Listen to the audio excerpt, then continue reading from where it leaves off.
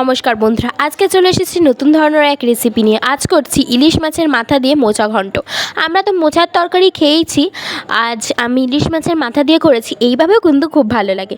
তো ইলিশ মাছের মাথা দিয়ে মোচা ঘন্ট করার জন্য মোচাটাকে নুন হলুদ মাখিয়ে সিদ্ধ করে নিয়েছি, এদিকে মাছের মাথাটাকে নুন হলুদ মাখিয়ে ভেজে নিয়েছি। এদিকে তেল গরম হয়ে এসেছে, ফোড়নে দিয়ে দিচ্ছি জিরে আর দিয়ে দিচ্ছি শুকনো লঙ্কা, দিয়ে দিচ্ছি কেটে রাখা আলুগুলোকে দিয়ে একটু নেড়ে চেড়ে নিয়ে ওর মধ্যে দিয়ে দিচ্ছি টমেটো কুচি দিয়ে নুন হলুদ আর দিয়ে দিচ্ছি জিরের গুঁড়ো। মশলাটাকে কষিয়ে নিচ্ছি। মশলা কষিয়ে এলে ওর মধ্যে ভেজে রাখা মাছের মাথাটাকে দিয়ে মাথাটাকে ভেঙে নিচ্ছি।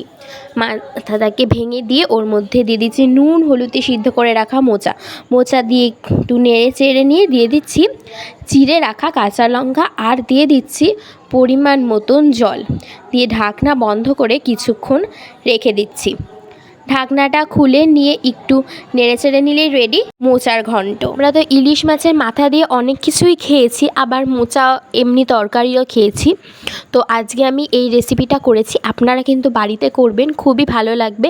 ভিডিওটা ভালো লাগলে লাইক করবেন, শেয়ার করবেন, কমেন্ট করে জানাবেন কেমন লাগলো, ও আমাদের চ্যানেলে নতুন হয়ে থাকলে সাবস্ক্রাইব করবেন। ধন্যবাদ।